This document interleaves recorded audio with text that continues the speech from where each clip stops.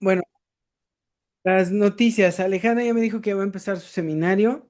Me dijo, a ver, dime qué miércoles puedo empezar. Y yo le dije, el día que tú quieras, eres la reina del carnaval. Entonces yo creo que ya la esperamos en unos 2 o 3 miércoles, comienza el seminario de Alejandra. Entonces vamos a hacerlo así. Semana Alejandra, semana Octavio, semana yo, semana de descanso. Y repetimos. Ujú. Y así lo vamos a llevar hasta diciembre por lo menos. Ahora, discúlpenme las 2 sesiones que falté, ya saben que fue lo de la perrita y lo de la conferencia.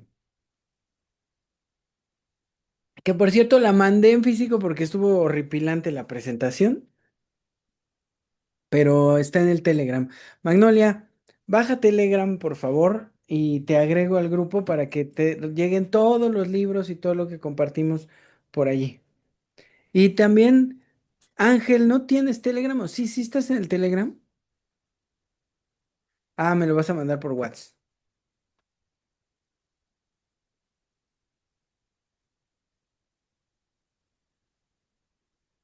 No me lo ha mandado. Pero bueno, si no tienes, baja Telegram. Quien quiera, baje Telegram, por favor.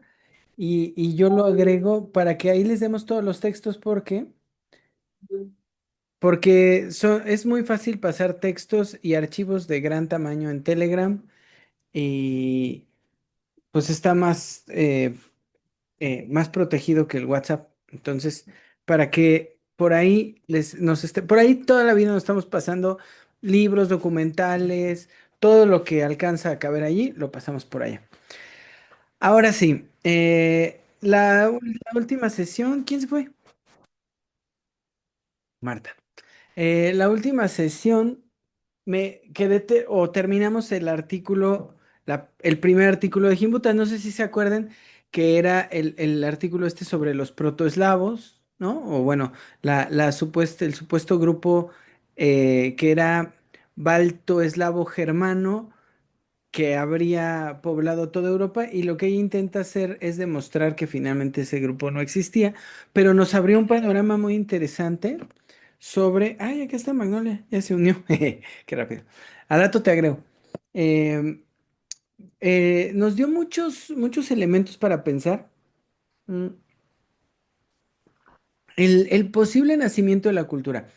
Con el artículo que voy a revisar hoy voy a profundizar más en esto, entonces solo voy a aclarar algunos puntitos que ya estábamos planteando juntos. La idea que se ha ido revelando a lo largo de este periodo de trabajo es la idea de que probablemente en un territorio concreto que podríamos más o menos conceptualizar, perdón, como territorio de lo posible, como territorio de posibilidades, en ese territorio ocurre la cultura. No voy a ahondar mucho en esto ahora, pero recordémoslo más o menos así. Es un territorio donde existe una cantidad de posibilidades finita, pero indefinida, ¿ok? Es decir, ¿y por qué soy eh, tan insistente en esto del territorio finito, pero indefinido? Porque de lo que trato de escapar constantemente, lo que trato de evitar en nuestro trabajo, es que se nos meta la idea de las categorías. Es decir, que terminemos diciendo que podemos observar todas las posibilidades, ¿no? Todas las, las posibles emergencias de la cultura, ocurrencias, y que en esa gama de todo lo posible, eh, digamos que podemos no solamente decir o categorizar, ay, cuáles son las posibilidades, sino que además pretendamos predecir ciertas cuestiones de lo posible. Ahora, otro punto importante, y que este es como extra que se ha ido revelando para nosotros, que es la pregunta sobre qué tan posible sería considerar la guerra como un fenómeno cultural o la apuesta que hemos hecho como una pérdida dentro de lo cultural. Ujú. Es decir, como que de estos elementos fundamentales que constituyen la cultura como una posibilidad o las especificidades de la cultura, ¿no? Las diferentes culturas, hay dos posibilidades que se nos van medianamente mostrando. Una, que sea una de estas formas culturales la guerra, o que la guerra, que implicaría más bien el ataque, la invasión, el despojo, la destrucción del prójimo, que si la guerra sería más bien el producto de una pérdida en las condiciones de la cultura. Esto implicaría que la guerra es secundaria y que la cultura es primaria. Creo emocionantemente, felizmente, excitantemente, creo que la respuesta a esta pregunta se va a revelar mucho más pronto de lo que creemos en el trabajo de este año. Porque con lo que vamos a ver en los siguientes, en el siguiente artículo después de este, es los periodos kurganes y cómo en los periodos kurganes solamente hasta el final, o sea, hasta lo que llamarían el Kurgán 4, el periodo cuarto de los kurganes, es posible esbozar dos cosas, la guerra y la religión. Pero vamos a llegar para allá despacito, ¿no? Entonces, hasta acá, ¿alguien que quiera preguntar algo?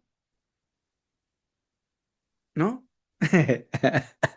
No, Te oí hasta acá. sí. Sí, A bueno. ver, la guerra puede ser una cultura o Una mm, forma cultural, sí. una forma cultural o no puede ser un acto que con el tiempo se convierte en costumbre.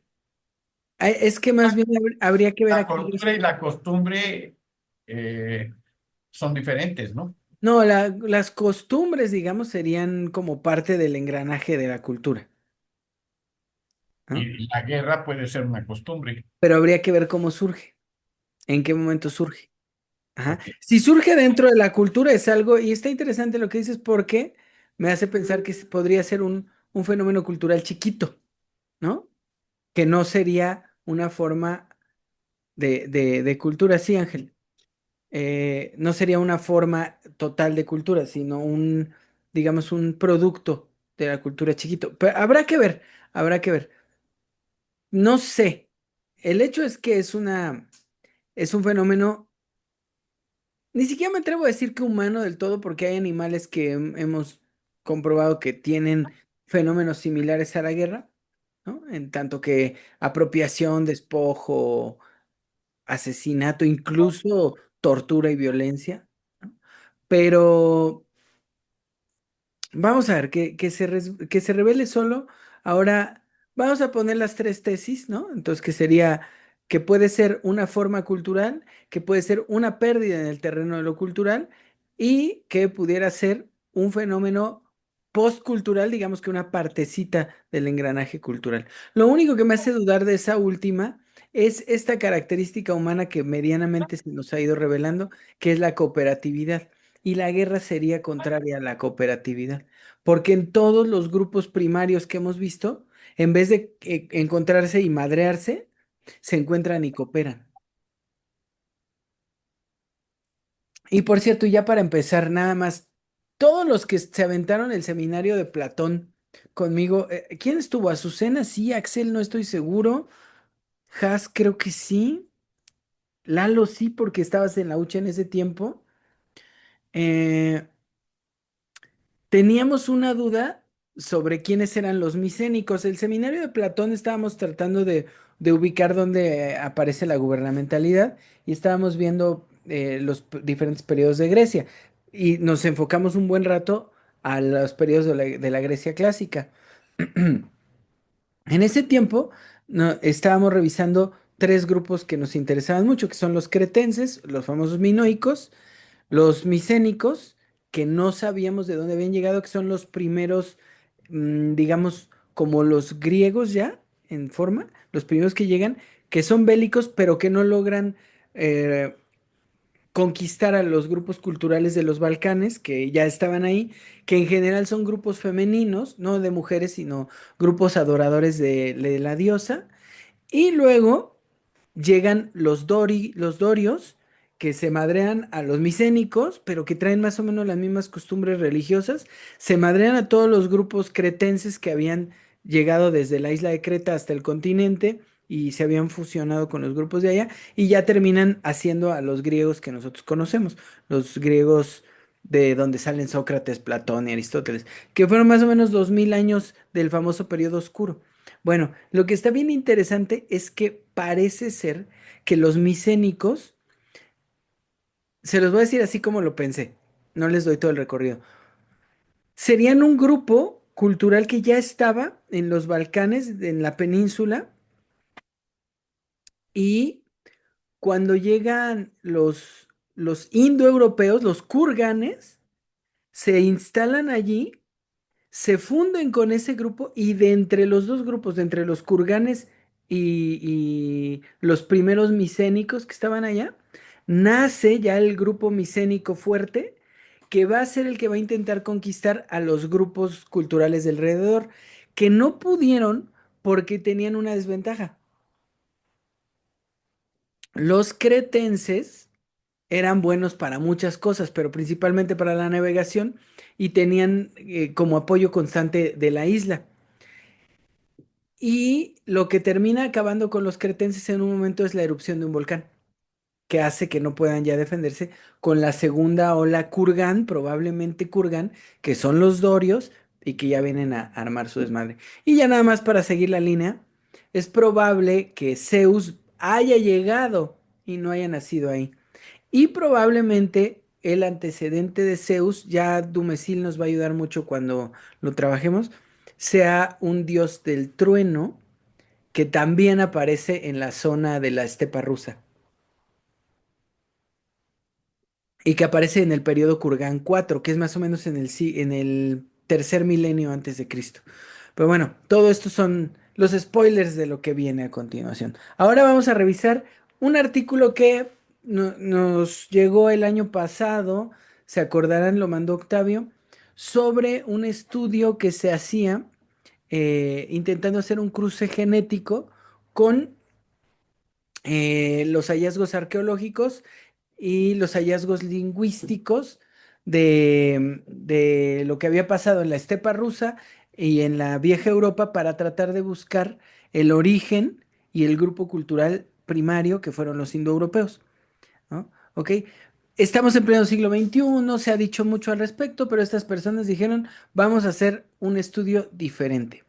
Vamos a tomar los datos lingüísticos que tenemos, es decir, quiénes son y dónde están. Vamos a comparar entre ellos, ¿no? Estos datos, vamos a tratar de fecharlos más específicamente utilizando ya estudios de carbono 14 con hallazgos arqueológicos y bueno, vamos a ver cómo se puede cruzar, pero agregan algo a los estudios. Una cosa, todavía no entiendo bien cómo se hace, más adelante supongo que lo voy a trabajar ya para la tesis, pero hay una cosa que se llama estudios de ADN antiguo, que lo que entiendo es que se rastrean poblaciones vivas, los rastros genéticos de grupos que habitaron en algún lugar y se hacen cruces entre los diferentes lugares, ¿no? Más lo que se tiene de entierros y todo eso, y se ve más o menos quiénes vivían, dónde, cuándo y en qué momentos hubo cruces genéticos con los grupos culturales de otras regiones, ¿no? Entonces está bien bueno porque el artículo nos va a revelar cosas que no esperábamos. Por ejemplo, que no hay evidencia de los grupos de la estepa rusa en la vieja Europa cuando ya había lenguas indoeuropeas. Ajá. O sea, si quisieran decir que el indoeuropeo surge en la estepa rusa y se dispersa por el mundo, hay una cosa que no cuadra, es que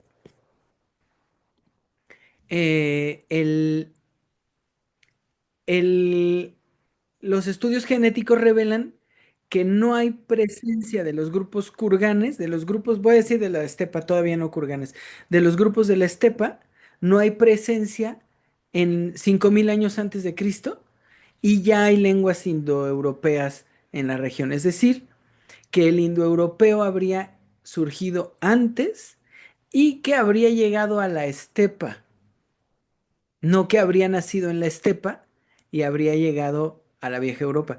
Pero lo que está más loco es que tampoco se puede demostrar que haya llegado de los de la vieja Europa a la estepa. Lo que agrega necesariamente un tercer grupo a revisar, que son los que estudiaremos más adelante, los indoiranios. Y qué dato importante que creo que le interesa más a Haas que a ninguna otra persona. Lamentablemente, los libaneses no fueron indoiranios. Luché por descubrir raíces acá, agricultoras y conquistadoras, y no. Los libaneses, Haas, no son indoiranios. O sea, no hay antecedentes en los libaneses actuales de grupos eh, guerreros y conquistadores. Tristemente, seguí todavía la pista y descubrí que los libaneses son eh, fenicios, después católicos, que llegaron hasta ahora, o sea, comerciantes catolicizados. Yo quería antecedentes guerreros, pero no, solo mercaderes asquerosos. Ahora sí, leo el apartado de ahorita. Una apuesta material, el cruce genético lingüístico. En 2023, un grupo de investigadores encabezados por Paul Hegarty publicó un artículo titulado Árboles lingüísticos con ancestros muestreados sustentan un modelo híbrido para el origen de las lenguas indoeuropeas.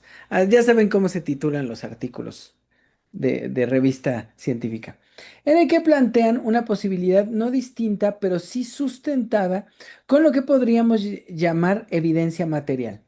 El proyecto consistió en hacer una datación o redatación de los periodos en los que ciertas lenguas de la familia indoeuropea fueron hablados y en qué regiones, tratando de hacer una aproximación temporal lo más precisa posible para poder hacer cruces con los rastreos de la investigación en ADN antiguo, que han permitido rastrear grupos específicos de seres humanos a través del tiempo, localizarlos regionalmente y observar movimientos de los mismos, contacto entre ellos, periodos en los que habitaron ciertos territorios, migraciones y principalmente porcentajes de mezcla con grupos de otras regiones.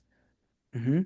Es decir, una historia de los movimientos humanos resguardada en el ADN. Espectacular. Vamos a avanzar. La apuesta de este artículo, más que revisar en paralelo hallazgos arqueológicos y lingüísticos, como ya se ha hecho en muchas ocasiones, pretende comparar los descubrimientos de esta reciente rama del estudio genético y las reconstrucciones lingüísticas, buscando encontrar evidencias más sólidas sobre un posible grupo primario y su punto de partida o su región geográfica. Evidentemente, la búsqueda no deja de ser la misma, por lo que se debe considerar, qué bien llegó Octavio. Evidentemente la búsqueda no deja de ser la misma, por lo que se debe considerar que la exploración no está enfocada en el descubrimiento de lo indoeuropeo, sino en la búsqueda de evidencias para sostener alguna de las tesis que se han desarrollado a lo largo de estos últimos 200 años. Aunque los hallazgos temporales son sorprendentes, la posibilidad de una hipótesis híbrida relativa al origen de los grupos de esta supuesta protocultura es también muy llamativa. La búsqueda y el refinamiento metodológico no han dejado de ser un sostén para las viejas ideas difusionistas y encaminadas casi siempre a la idea de un único grupo originario. Incluso si dicen que hay un cruce de dos grupos de donde sale el indoeuropeo, son necios con la idea de encontrar una protocultura única, un grupo originario. Es lo que buscan constantemente. Seguimos. Sin embargo, los datos expuestos en el texto nos permiten, más allá de la manera en la que han sido presentados y sustentados, obtener elementos que, al mismo tiempo, reencaminan la cuestión del origen, permitiendo la distancia con el origen grupal y abriendo la posibilidad de un origen generalizado de la cultura, que es la apuesta de nuestro seminario y de la tesis. El texto expone en su parte inicial, y como es esperado en una publicación científica de esta índole, su metodología de trabajo, lo pueden leer, está en el Telegram, si no lo reenviamos. Mm, Además de los resultados obtenidos por ella. Los primeros datos arrojan una fascinante datación de los periodos en los que ciertas lenguas y ciertos grupos de hablantes existieron y habitaron algunas regiones de Europa Central y de las estepas rusas. Su análisis estadístico bayesiano permitió al grupo de investigadores hacer precisiones temporales muy pertinentes que reubican el uso y quizá el nacimiento de diversas lenguas en las regiones en las que fueron habladas y de ahí permite no generar parentescos nuevos o derivaciones más certeras, sino que temporaliza y con ello también regionaliza la existencia de estas lenguas y brinda posibilidades para observar momentos de fundación y uso, así como dispersiones, cruces y proximidades entre lenguas y grupos. Ok, está bien interesante porque lo que más excitó a los investigadores de este artículo fue la idea de que con los análisis genéticos pudieron datar con más precisión los periodos de nacimiento, uso y modificación o cambio de las lenguas indoeuropeas. Entonces dicen, tal lengua se habló en tal periodo y tal otra lengua se habló en tal otro periodo. Y lo que logran es como, en algunos casos, reducir los periodos y en algunos otros casos ampliarlos. Más que perfeccionar el árbol de parentesco de las lenguas, lo que logran es especificar un poquito más las fechas, ¿no? Datar las cosas. Y logran mover, sí logran mover, modificar eh, en años notorios, o sea, en periodos que sí cambian la historización de las lenguas. Por eso logran decir que hay de alguna manera imposibilidad de que haya habido un cruce o un arribo de los esteparios a Europa antes de que se hablaran lenguas indoeuropeas, que ya se hablaban antes de eso. Es muy, muy interesante. Pueden revisar el artículo, toda la parte metodológica es un goce totalmente, está muy bien. Lamentablemente es eso, método, no reflexión, pero lo pueden ver, de verdad, vale mucho la pena el artículo. Es en Nature, creo en la revista, no me acuerdo. No es en Nature, no sé por qué dije eso. Si te acuerdas, Octavio, por ahí, ¿nos podrías dar el dato? Pero bueno, sigo.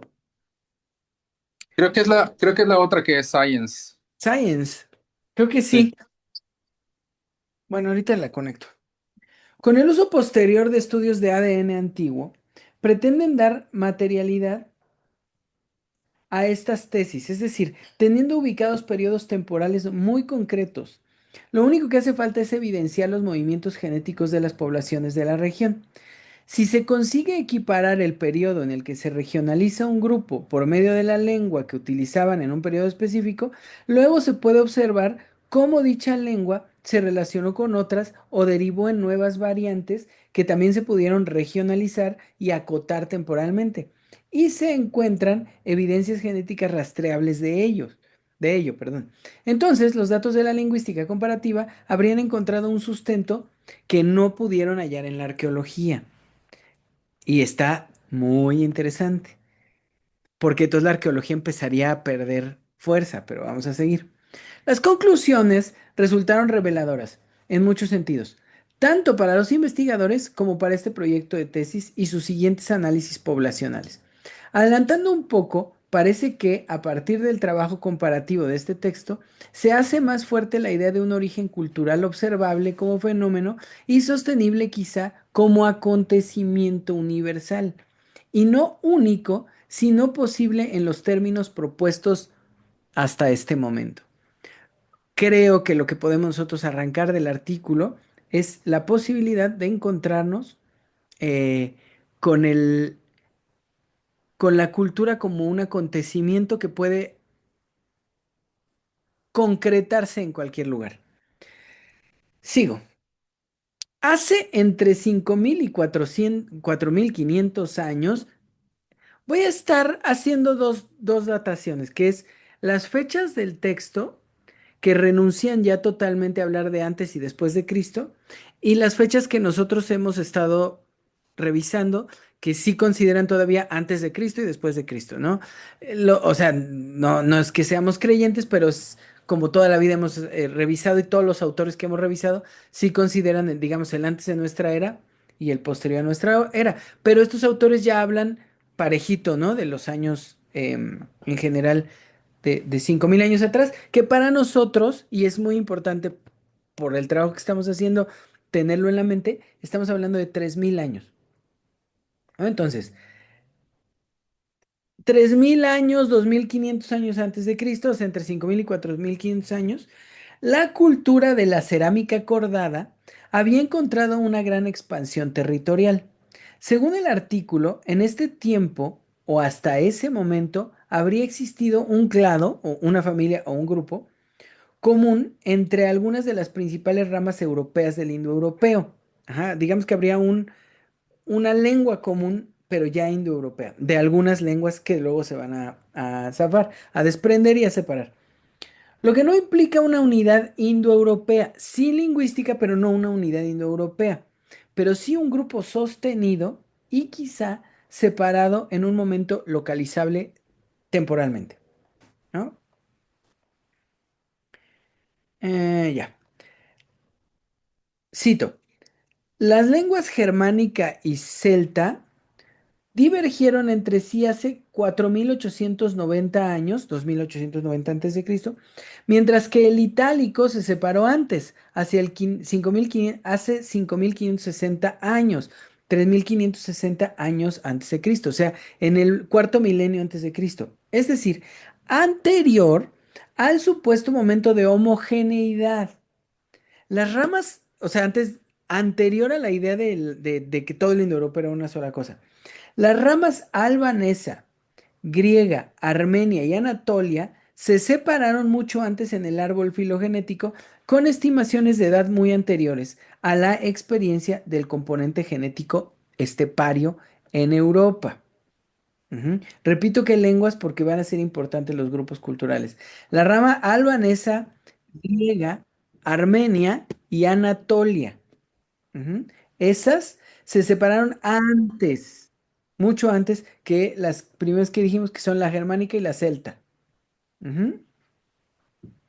Y todo esto ocurre antes de el componente estepario, antes de que llegara una marca genética de los grupos de la estepa a Europa. Para que se den una idea, el Kurgan 3, que es cuando, digo, el Kurgan 4, que es cuando llegan ellos, está en el tercer milenio, ¿no? Antes de Cristo. Pero vamos a ver qué tanto, eh, qué tan lejos están, pues, las lenguas que ya se hablaban, que son 5.000 años atrás, y el Kurgan 4, que es el que dejaría como ciertos rastros genéticos. Lo vamos a ver mucho tiempo, así que no se espanten si no se lo memorizan, se nos va a grabar en la cabeza solito. Reforzando la idea de una separación anterior, pero principalmente la idea de una dificultad evidente de que los grupos de las estepas se hubieran expandido hacia el centro y norte de Europa, finalmente empujando a pensar en el periodo de expansión esteparia como una fase secundaria que habría introducido solo algunas ramas del indoeuropeo a Europa, ¿no? Es decir, que la llegada de los kurganes habrían traído variantes de lo indoeuropeo a Europa, pero aquí ya habría habido indoeuropeo. Entonces, los kurganes tendrían que haber llegado, no quiero decir los kurganes, los esteparios, perdónenme, cambien todo lo que diga kurganes ahorita por esteparios. Los esteparios habrían llegado ya con lengua indoeuropea a la región y luego habrían traído variantes a la vieja Europa. Todavía no sabemos por dónde llegaron. ¿Por qué enfatizo que me equivoco cuando digo kurgán? Que no hay que confundir con estepario.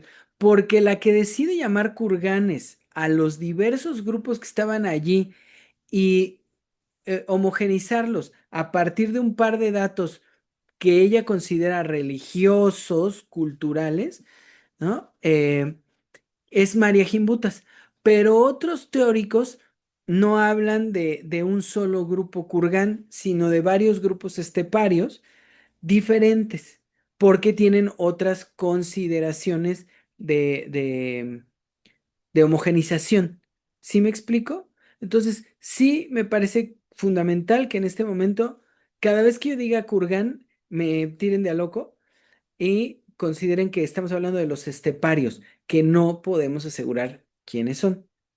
Hasta el momento, o en el artículo, no se va a apostar por los kurganes, sino genéticamente los grupos em, que provienen de la estepa. Eh, en términos genéticos, el artículo mostrará que los datos que se exponen indican que, en primer lugar, no hay evidencia genética que apoye una migración desde la estepa a través de los Balcanes hacia Anatolia, dado que el componente estepario está notablemente ausente en el bronce antiguo. Ujú. Anatolia es Turquía, ¿verdad? Sí, sí, sí, sí. Entonces, para que tengamos una idea, no habría rasgos de que los esteparios viajaron a Anatolia y de ahí se movieron a conquistar Europa, ¿no? Concretamente los Balcanes. No va a ser así, pero hay que ver de dónde llegaron los micénicos. No hay que desesperar. Eh, Cito de nuevo. Dicho componente está ausente en individuos griegos del bronce antiguo, quienes portan ascendencia similar a la de los agricultores europeos tempranos y de ascendencia relacionada con cazadores recolectores del Cáucaso Sur y pastores agricultores del noreste iraní, los famosos indoiranios, ¿no? Pero hay que ver, porque parece ser que los grupos del Cáucaso Sur son unos y los del norte del Cáucaso son otros, ¿no? Entonces vamos a ver quiénes son los que posiblemente se movieron por todos lados. Pero ya aparece en los griegos el componente de gente del Cáucaso Sur. Me encantaría que tuviéramos un mapa para estarlo viendo constantemente. Voy a hacer un mapa y lo voy a poner para que lo estemos compartiendo para que vean, porque además es una región muy chiquita. Hagan de cuenta que está como Italia, ¿no? Está la colita esta, digamos, donde está, acá abajo están las islas griegas, ¿no? Creta y todo esto, y acá arriba está la colita, digamos, los Balcanes, y luego está ya la trepada hacia la parte de la estepa, ¿no? Que hoy es Ucrania, Polonia, estos lados. Pero hacia abajo no está muy lejos la parte del Cáucaso y los iraníes. No, los iranios. Los iraníes son los de ahorita. Los iranios no están tan lejos, ¿no? O sea, caminar toda esa zona en 5000 años, pues no era complicado, ¿no? O sea, es un chingo de tiempo para que se hubieran estado moviendo de un lado a otro.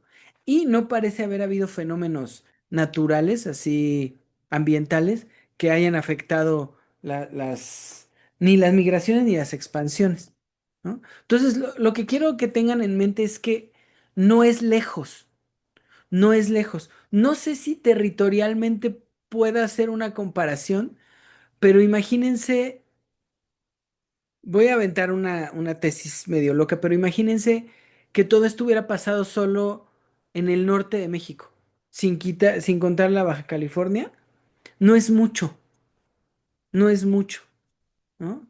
Calculen desde Zacatecas, a lo mejor Jalisco, ¿no? Y para arriba, en ese territorio, no era difícil pensar que se expandieran tanto, que se movieran tanto. Lo que pasa es que tenemos, como nos hablan de la estepa rusa, pensamos que es enorme, pero la verdad es que la estepa rusa es la frontera y particularmente la parte de Ucrania, donde estaría localizados la mayor parte de los grupos que eventualmente van a ser los kurganes. Entonces, solo quiero que tengan en mente que no es un territorio muy grande como para que pensemos, uy, ¿cuánto avanzaron? Y no, no está tan lejos. Por eso se madrean tanto, porque siguen estando muy cerca, ¿no? Unos de otros. Sigo. El dato siguiente será todavía más importante, pero más adelante. La ascendencia esteparia en Grecia solo aparece, y de vuelta, ¿eh? La ascendencia esteparia en Grecia solo aparece 4000 años antes del presente, 2000 años antes de Cristo, en individuos del Bronce Medio y tardío, micénicos, en una fecha estimada de mezcla de 4600 a 4000 años antes del presente, 2600, 2000 años antes de Cristo, que coinciden con el Kurgán 4. Ajá. Pero además es bien interesante. No son todos los griegos, son los micénicos. ¿Sí me explico? ¿Hasta acá nadie quiere decir nada? Estos grupos probablemente son los conquistadores de los pueblos minoicos que se habrían expandido en el continente. Esto ya no es la cita, ya es el texto nuestro. Desde la isla de Creta, algunos milenios atrás, y parecen coincidir con los grupos dóricos que llevarían de la hegemonía masculina en los dioses que habrían reemplazado a las deidades regionales. Ujú. Y eso, pues hay referencia a mitos griegos. Si lo quieren leer, ahí está en Graves. En la pura introducción a mitos griegos de Graves, encuentran estos datos sobre los minoicos y los micénicos. Vuelvo a citar, la ascendencia esteparia en forma de componente de cazadores-recolectores orientales y cazadores-recolectores del Cáucaso iranios, no llegó a Grecia y Armenia sino hasta mucho después de los movimientos poblacionales hacia el norte y centro de Europa, desde la estepa póntico-caspiana y la estepa forestal, 5000 años antes del presente, 3000 años antes de Cristo. Cierro la cita. Pero el dato relevante aquí es el hecho de que el griego y el armenio no muestran relación cercana con las formas principales europeas asociadas a la expansión esteparia, germánicas, itálico-celtas y posiblemente baltoeslavas.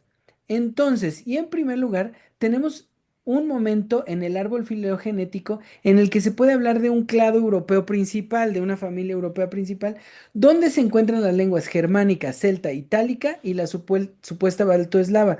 Todas ellas se habrían separado en periodos que pueden comprender casi 8000 años y hasta 5000 años, o sea, entre 3000 y 6000 años antes de Cristo. O sea, mucho antes de los esteparios. Habrían llegado hasta allá entonces. Las lenguas albanesa, griega, armenia y anatolia se habrían separado más temprano, incluso antes del componente estepario en Europa Central.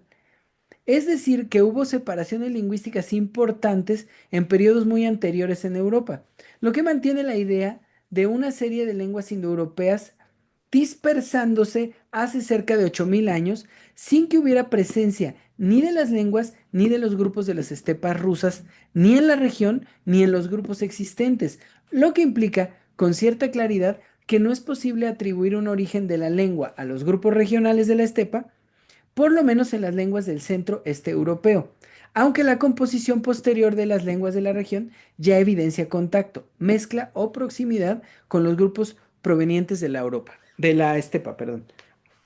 ¿A dónde quiero llevarlos? Si hacemos un esfuerzo por un grupo cultural único, tiene que haber evidencia genética de ese grupo. Fíjense, la idea es que hay un grupo y ese grupo tiene una lengua. Ese grupo se dispersa, se mueve por el mundo y va, digamos, fundiéndose o conquistando o haciendo lo que se nos pueda ocurrir con los grupos locales, porque no llegan a lugares vacíos, no llegan a lugares sin población, sino que llegan y se funden con los grupos regionales, ¿no? Más o menos, digamos, por los datos del artículo, unos 8.000 años atrás, ¿no? Ahora, si esto es cierto, tiene que haber evidencia genética más o menos pareja en todos los grupos. Ajá. Tendría que haber evidencia de ese grupo por todos lados. Cuando se piensa que son, o se apuesta a que son los esteparios, entonces tendría que haber evidencia genética en toda la región de la que hemos hablado, demostrable en ese periodo de 8.000 años. Pero no hay. Entonces, tendría que haber evidencia de otro grupo en todos estos 8.000 años atrás. Pero además, tendría que haber evidencia de los movimientos de ese grupo en ese periodo de 8.000 años. Vamos a poner menos, que son 6.000 antes de Cristo y más o menos hasta 2.000 antes de Cristo. Es decir, en un periodo de 4.000 años, tendría que haber demasiadas marcas genéticas que coincidieran con las marcas lingüísticas. Y el problema es que no se logra localizar. Entonces, la gran maravilla es que se busca saber quiénes estaban primero, los esteparios o los de la vieja Europa. ¿Dónde nació la lengua indoeuropea que se dispersó? ¿Ok? Mm, Queda claro que los esteparios no, porque hay componentes lingüísticos que no coinciden con los componentes genéticos. Ujú. Pero entonces, no sé si vean el problema que tenemos enfrente. El problema que tenemos enfrente es, si no hay un componente genético que coincida con el componente lingüístico, y sin embargo, las lenguas de la estepa son lenguas indoeuropeas, quiere decir que esas lenguas llegaron ahí. ¿Sí me explico? No sé si ven el problemón que tienen, porque se puede hacer un rastreo de los humanos, pero el rastreo de los humanos le pone un problema al rastreo de las lenguas. ¿Por qué? Porque si están las lenguas indoeuropeas de los dos lados, pero no hay forma de mapear genéticamente el vínculo entre las lenguas, entonces habría que encontrar un grupo cultural en otro lugar que hubiera llegado a la vieja Europa y que hubiera llegado a la estepa. Ajá. Ahora, el problema es que no sabemos si no hay o como resulta que es de Oriente Próximo, se trata de ocultar. Ese es el problema que tenemos en la investigación. ¿Sí me explico? Pero ahora hay otro detalle, ¿no? Si llegaron ya con cultura, ¿por qué? Y esto lo agrego ahorita nada más. ¿Por qué carajos unos son agricultores y los otros son ganaderos? Porque además hay un detalle. Los indoiranios son cazadores recolectores. Es decir, este es el problema que yo pongo. No está en el artículo, pero yo lo agrego. Los rasgos culturales, que es lo que podríamos sacar de la evidencia arqueológica, tampoco coincide, ¿no? O sea, tendríamos tres cosas en juego. La genética, que demuestra ciertos movimientos migratorios. La arqueología, que demuestra cierta expansión cultural es decir, dónde ya había cultura y cómo se fue moviendo. Y la lingüística, que demuestra cierta familiaridad y desprendimientos temporales de las lenguas y de los grupos de hablantes. Y la maravilla loca es que no coinciden. No coinciden, pero en algún momento, pero posterior o digamos tardío, sí. ¿Quieres decir algo, Octavio? Ya te apareciste, ¿no? No, es que Ent- estaba cenando. está bien. Entonces, no sé si vean, pero está espectacular lo que tenemos enfrente de nosotros. Pero espectacular, porque tratar de encontrar un grupo es una pinche necedad. ¿Cómo lo resolvemos? Hipotéticamente, si pensamos que los rasgos culturales habitan en los grupos regionales desde mucho antes, o sea, antes incluso de las lenguas. ¿Se acuerdan que les dije que yo consideraba que tendríamos que separar la lengua como comportamiento comunicativo, como herramienta comunicativa, y la lengua como ornamento, la lengua como metáfora de la existencia? Bueno, no es difícil, por eso les digo que consideren una región chiquita, no es difícil pensar que homínidos más o menos semejantes hubieran abarcado toda la región, pero que ya hablaran sin que necesariamente fueran culturales, sin que necesariamente estuviéramos hablando de un habla como reconocimiento identitario, sino nada más como herramienta comunicativa, cosa que cada vez nos vamos más de espaldas cuando vemos en más animales elaboración de lenguajes complejísimos, ¿no? Cosa que no creíamos que existiera. Octavio, casi cada vez que hablamos, nos da un ejemplo de qué pasó ahora con delfines, con ballenas, con changos, ¿no?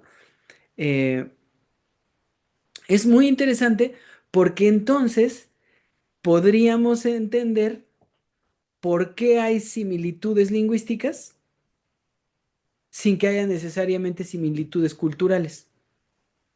Y por qué el mapeo genético nos da ciertos movimientos, pero perfectamente datados en años donde ya habían empezado a surgir las lenguas indoeuropeas tal cual, pero no hay datos genéticos previos. No en el artículo, evidentemente los debe haber. Eh, es una maravilla porque todo esto se explica de una manera simple. Las condiciones de la cultura estaban dadas, pero no viajó la cultura, sino las condiciones. Y una vez instalados, la cultura se fue concretando y luego se fue fusionando en los diferentes intercambios. Dime que estoy loco, Octavio, pero eso explicaría más la variabilidad lingüística que el deterioro. Digo, no sé, tú estás más en eso, pero creo que el deterioro existe, pues, pero probablemente sea la experiencia, ¿no? Lo que, lo que permite la emergencia de diferencias lingüísticas, ¿no? De particularidades. Hay mucho trabajo sobre esto en las sesiones anteriores, lo he hablado muchas otras veces, ¿no? Pero piénsenlo, ¿no? Tenemos en este momento frente a nosotros evidencias que se intenta cuadrar y que no logran cuadrar. ¿Algún comentario? Voy a avanzar un poquito más. Ah, a ver, creo que esto ya lo leí, pero lo releo. Los cruces genéticos que se revisaron hasta ahora parecen sostener con evidencia física que no es posible pensar una migración de los grupos esteparios hacia Anatolia y de ahí al resto de Europa Central. lo que se puede asegurar incluso con el tiempo de existencia de estos grupos, tal como fue revisado en el artículo de Gimbutas, donde se les atribuyen escasos 2000 años previos a nuestra era, como grupos más o menos unificados, evidentemente con mucho menos posibilidades de haber sido migrantes expansivos. Sin embargo, el artículo sí plantea un componente estepario en las lenguas indoeuropeas, o por lo menos en lo que los autores llaman el clado europeo del árbol filogenético del que se desprenden las lenguas señaladas en la región centroeuropea. Este no es un detalle menor, en tanto que se puede observar un comportamiento muy peculiar en las lenguas que parece describir un fenómeno interesante entre los grupos regionales. En primer lugar, claramente se observan evidentes separaciones en términos lingüísticos. Los grupos quedarían enmarcados por sus especificidades lingüísticas, diferenciándose entre sí en sus particularidades y conservando huellas de parentesco en estructuras léxicas y gramaticales que perduran a pesar de la diferenciación en el transcurso del tiempo y en las peculiaridades lingüísticas que marcan cada periodo específico. Sin embargo, y en segundo lugar, también vemos que grupos separados en algún momento vuelven a coincidir espacialmente y las lenguas, entonces diferenciadas, ahora vuelven a sufrir mutuas influencias y a construir nuevas lenguas que retienen la historia estructural, quizá que retienen también la historia diferencial y que al mismo tiempo dan origen a un nuevo acontecimiento. Pero para saber de qué tipo, habrá que perseguir algunas hipótesis. Es decir, que como se han estudiado las lenguas, se puede ver historia lingüística. Ajá. ¿Cuándo, cómo, entre quiénes y qué cruces hay? ¿No? ¿Qué es lo que se hace en la gramática comparativa? Creo que es lo que lo hace, ¿no? Esta genética, esta lingüística como reconstructiva. Bueno, vamos a ver las hipótesis que vamos a plantear. La lengua, digamos, ha sido parte del espacio determinado en el que un grupo cultural ha acontecido en sus particularidades identitarias concretas. No es necesario hacer un esfuerzo complejo para hacer amplios campos de las lenguas primarias. Más bien es posible pensarlo mucho más sencillamente, considerando un modelo básico pero original, quizá e inicialmente como sistemas comunicativos sencillos, señalamientos, advertencias, reconocimiento, nada creativo sino útil, práctico, funcional y adaptativo ante el universo. Apostando por seguir sosteniendo las tesis que hemos esbozado hasta ahora, la lengua no sería cultural sino hasta el momento en el que se vuelve ornamental identitaria, es decir, hasta que se constituye como una experiencia única de un grupo cultural que habita el mundo constituyéndolo, por lo menos territorial, reconocimiento de un espacio físico, y lingüísticamente, reconocimiento de sí y del grupo en el mundo. No por hacer de la lengua un ornamento se ha perdido su reconocimiento como espacio del acontecimiento existencial. Ajá, perdón, repito porque la última palabra es importante decirla bien. No por hacer de la lengua un ornamento, no por pensarla así, se ha perdido su reconocimiento como espacio del acontecimiento existencia, ¿no? De la existencia de acontecimiento. Es decir, que su constitución primaria se retendría más allá y aún con su particularización identitaria. De nuevo,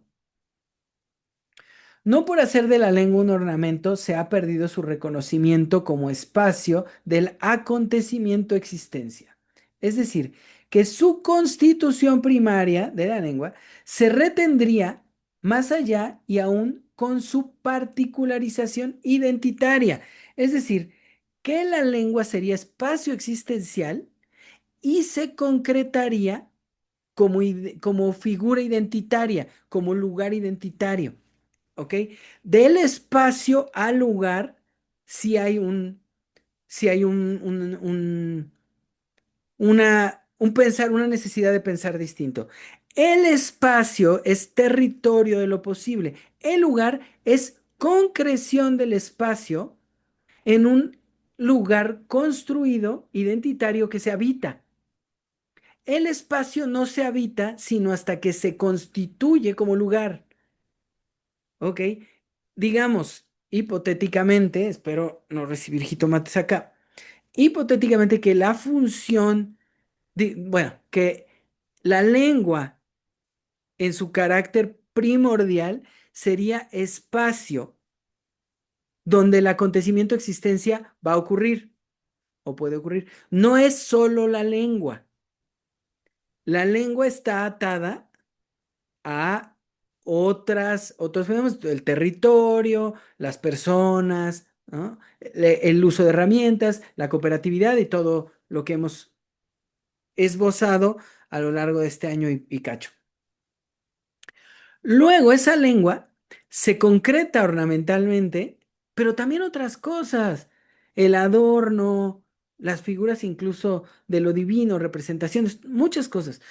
Se concreta y hace un espacio. Ese espacio es el que nos interesa, perdón, hace un lugar. Ese lugar es el que nos interesa porque ahí ya hablamos de una figura cultural. Ujú.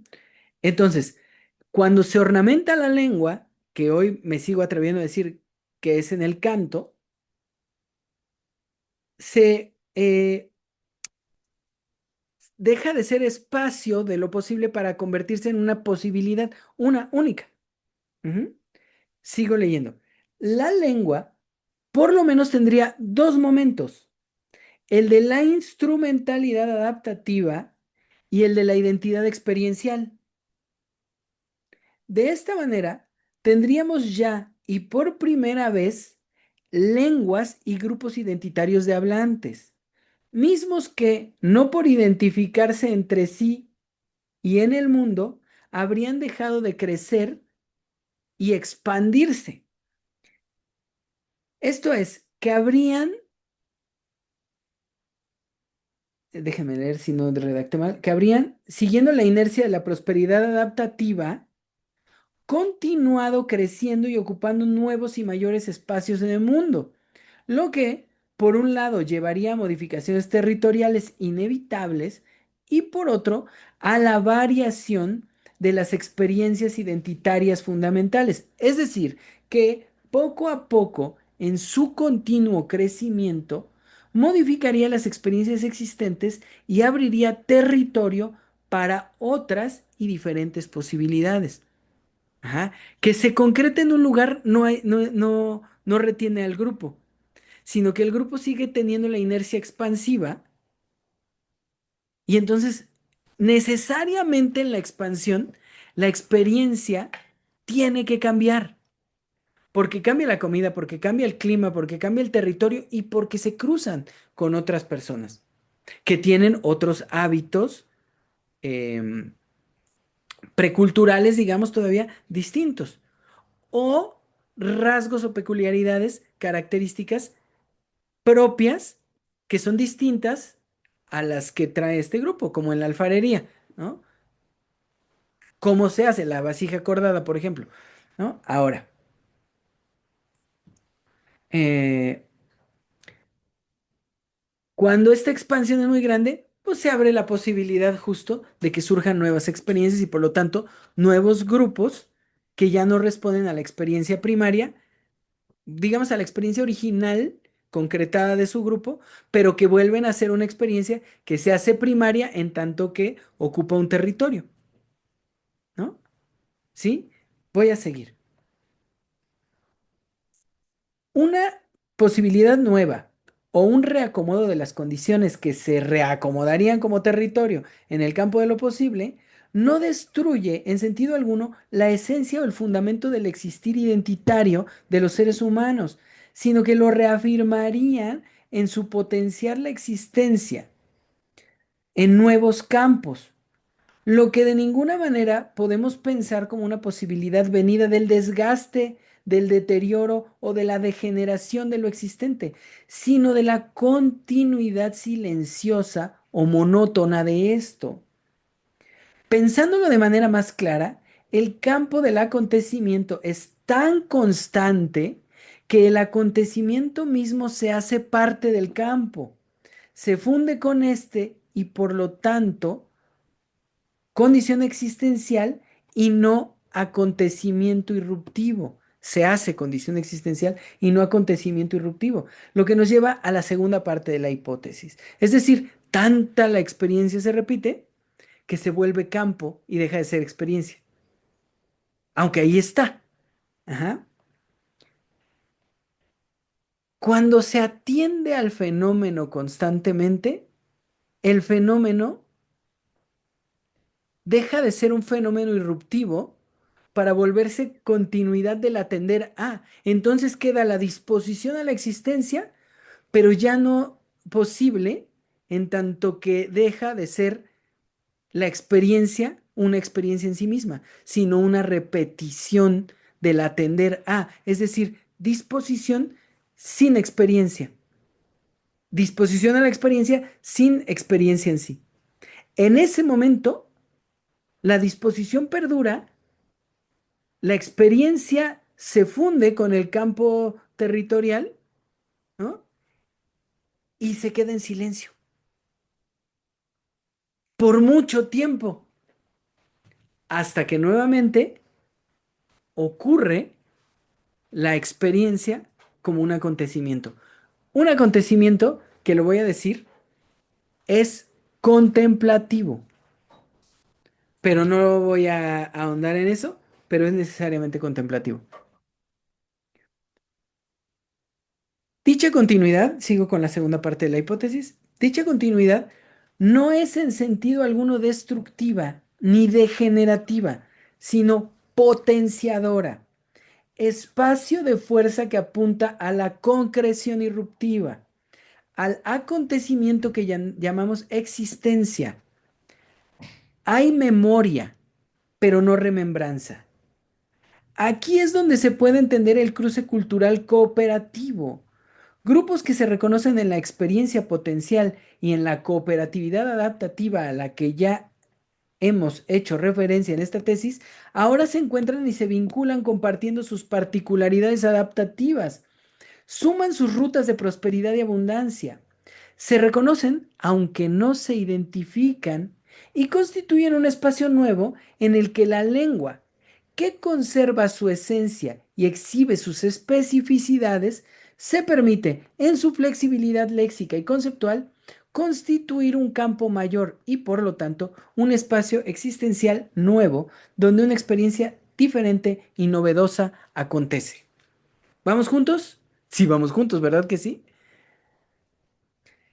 Quizá una nueva lengua nace de cualquiera de estas dos maneras, del crecimiento y la separación o ampliación portadora de prosperidad propia de los antiguos grupos o tal vez del encuentro y la reconstitución de nuevos grupos cooperativos que portan características culturales propias, pero con apertura hacia el crecimiento conjunto. Lo demás que es posible pensar ahora podría ser parte de estos fenómenos, pero ocurrido como formas adquiridas posterior o tardíamente. Por ejemplo, la guerra, la invasión y la dominación de unos grupos por otros.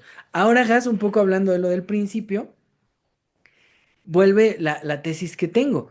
¿Por qué antes no había guerras? Pero sí había un montón de humanos. O por lo menos, ¿por qué no tenemos marcas de guerras? Pero sí de fusión o de cooperatividad entre grupos de humanos.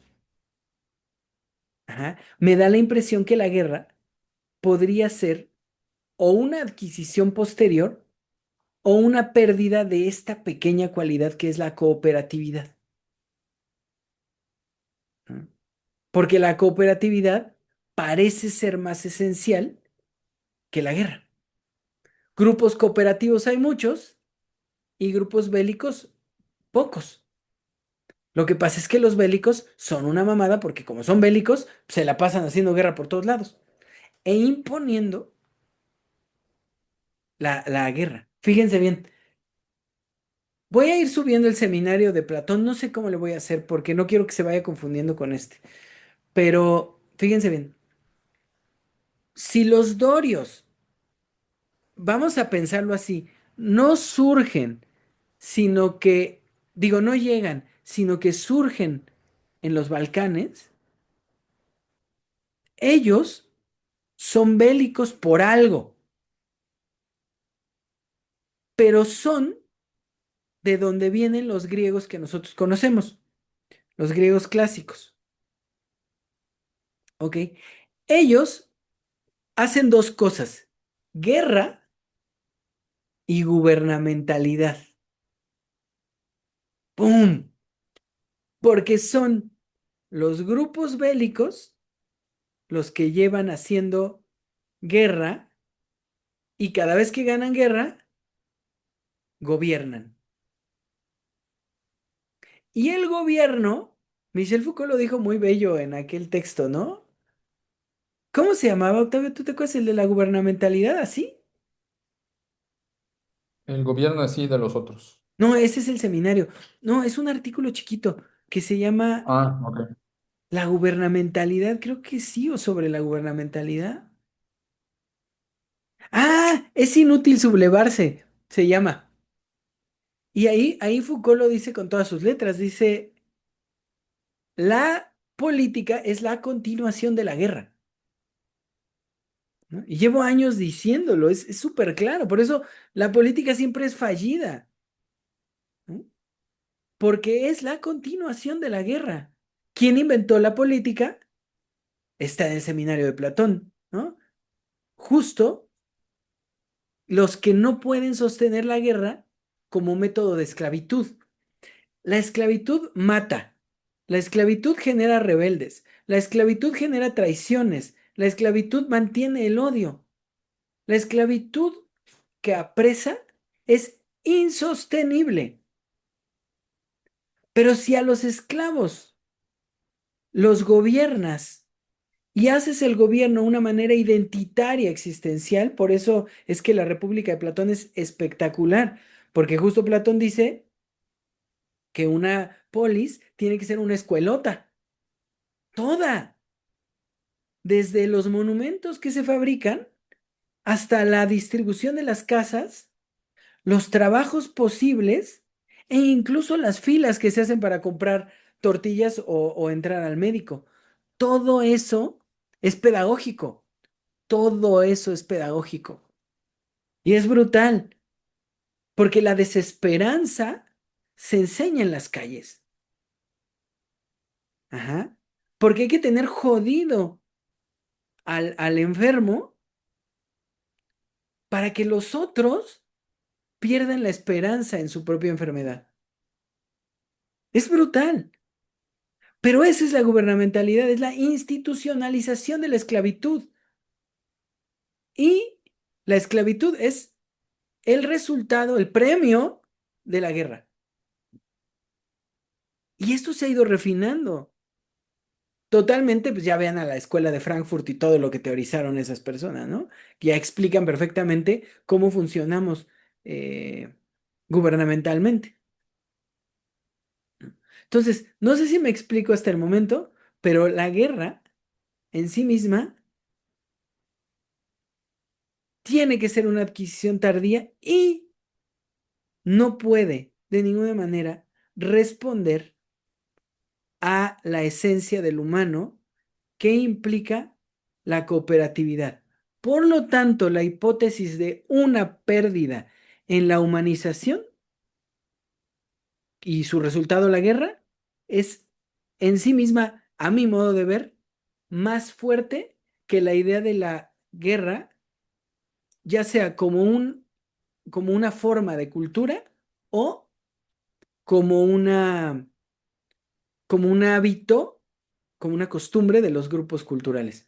¿Me explico hasta acá? Pero no lo sostengo, ¿eh? O sea, ahora lo digo, lo siento más fuerte, pero no lo sostengo como fundamento. ¿Sí? ¿Sigo un parrafito más? ¿Sí o no? Va, sigo. Finalmente, y para no perder de vista la propuesta de esta tesis, entiéndase que lo que es posible considerar como primario de las lenguas permite pensar una esencia o, por lo menos, un fundamento de ellas que no requiere particularidades culturales ni identidades, sino que sucede y perdura como campo y no como particularidad. Es decir, es reconocible en su potencia existencial sin que requiera forma concreta alguna para perdurar más allá de su existencia primaria como comportamiento adaptativo propio de los seres humanos, constituido ya como potencia existencial. De esta manera, la lengua se reconocería como campo de la memoria, como experiencia del existir, mas no como herramienta constitutiva del recuerdo o la remembranza, sino como espacio de la memoria, como experiencia del existir, como acontecimiento. De ahí parte todo reconocimiento interhumano y distanciamiento de lo no experiencial, es decir, de lo no humano cultural. Hoy paro aquí. Comentarios, s'il vous plaît. Ok, vamos a empezar conmigo como siempre. Adelante, Has. A ver, primero, nosotros en mayo habíamos hablado de que había un grupo de tres grupos, o sea, no un grupo único en donde bueno, era una hipótesis, ¿no? Sí. Donde se habló el indoeuropeo, no un grupo primario, sino que fueron tres. Ajá. Esto mismo es lo que te dicen en este artículo que nos leíste, que te dicen que hay una fecha donde unos hablaban uno, otra fecha donde otros hablaban otro, y otra fecha donde otros hablaban otro, y así. Ujú, Eh, Creo que ahí van de acuerdo con lo que nosotros teníamos de hipótesis, creo, ¿no? ujú. Ah, Bueno, nosotros siguiéndolos a ellos, ¿no? sí, varios grupos, varios. También hoy hablaste de varios grupos esteparios que ya hablaban indoeuropeo y se fueron, eran varios grupos. Estamos hablando de varios grupos. Los tres, que son los germánicos, Sí. los eslavos y los baltos, los bálticos. Entonces, no hay un grupo primario. Y, y yo sigo con este rollo. Nos decías hace unos momentos que la disposición a la experiencia es la experiencia. Y luego nos dijiste que es un solo acto, ¿no? La disposición a la experiencia y después se repetía, se repetía, se repetía, ¿sí? Ujú, Esa sí. repetición es la costumbre, ¿no? Es que hoy No, traigo no, no, repetido. no, no, no, no, no. Justo no se repite porque la disposición no es un acto, es un atender al acontecimiento. Ok. Ajá. Es decir, es esencialmente una potencia humana, un impulso.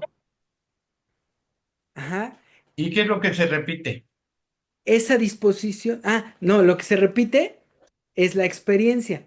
Ajá. Es decir, el terreno donde la experiencia se, se, se concreta.